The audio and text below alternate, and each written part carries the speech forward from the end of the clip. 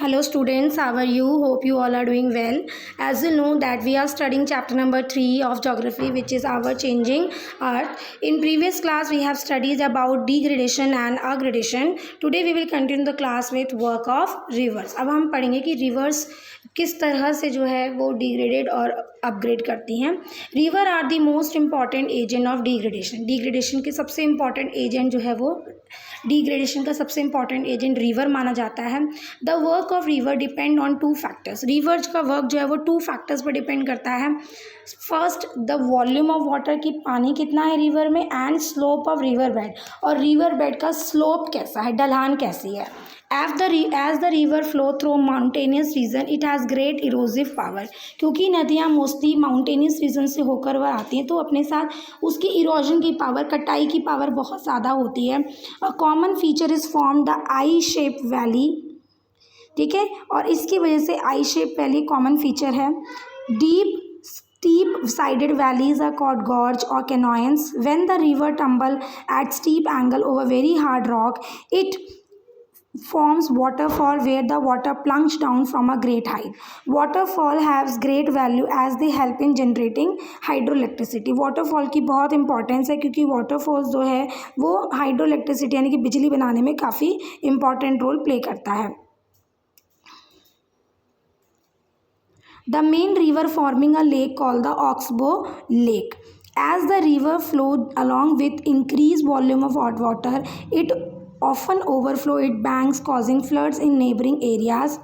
This lead to the deposition of layer of fine sediments along the banks, forming that fertile flood plains. The slightly raised river bank are called levees. अब देखिए, ध्यान से देखिएगा आप लोग. जैसे ये रिवर है, जब वो पहाड़ों से जाती है तो उसकी स्पीड बहुत ज़्यादा तेज़ होती है, लेकिन जब वो जो है प्लेन्स एरिया में पहुंच जाती है तो उसकी स्पीड कम हो जाती है और वो लहरों की तरह इस तरह से आगे बढ़ने लगती है.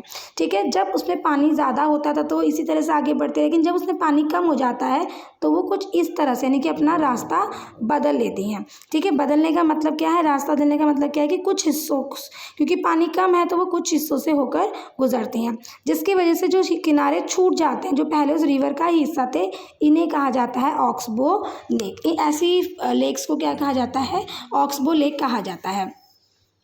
साथ ही साथ जो रिवर हैं जब उनमें बहुत ज़्यादा पानी होता है तो आसपास के इलाकों में फ्लड्स आने की, बाढ़ आने की संभावना होती है. जैसे कि आप आजकल देख रहे हैं कि कई स्टेट ऐसे हैं जहाँ पर फ्लड्स आए हुए हैं क्योंकि बहुत ज़्यादा बारिश होने की वजह से जो नदियाँ हैं वो पानी से भरी हुई हैं, जिससे कि आसपास के इलाकों में बाढ़ आई है. साथ ही साथ ये फ्लड प्लेन्स होते हैं वो बहुत फर्टाइल होते हैं, यानी कि फार्मिंग में काफ़ी हेल्प करते हैं. As the river approaches the sea it moves sluggishly. जैसे जैसे नदी जो है वो समुद्र की तरफ बढ़ती है उसकी स्पीड बहुत कम हो जाती है. Due to load of sediment. क्यों कम हो जाती है, क्योंकि उसके पास बहुत सारे सेडिमेंट्स होते हैं जिसकी वजह से वो बहुत कम हो जाती है. And because of that flat gradient it is force to deposit near the mouth. और जैसे ही वो समुद्र में मिलने वाली होती है, जितने भी सेडिमेंट्स वो अपने साथ लेकर आती है उसको वहीं पर ही कहाँ पर छोड़ देती है, उसे समुद्र के मुँह पर यानी कि माउथ पे ही छोड़ देती है. Then river begin to break up into a number. और उसके बाद रिवर जो है वो कई नंबर्स में बढ़ जाती है. यहाँ पे छोड़ने के बाद क्योंकि अब उसकी स्पीड इतनी कम हो गई है कि वो एक धारा के रूप में आगे नहीं बढ़ पाती है और वो कई डिस्ट्रीब्यूटरीज में आगे बढ़ती है. The network of distributaries form a triangular shape feature called the delta. ठीक है, इस डिस्ट्रीब्यूटरी से ट्राइंगल शेप फीचर बनता है जिसे डेल्टा कहा जाता है. This is one of the most fertile area in the course of river. और ये वो इलाके होते हैं जो कि सबसे ज़्यादा उपजाऊ एरिया होते हैं रिवर के पास.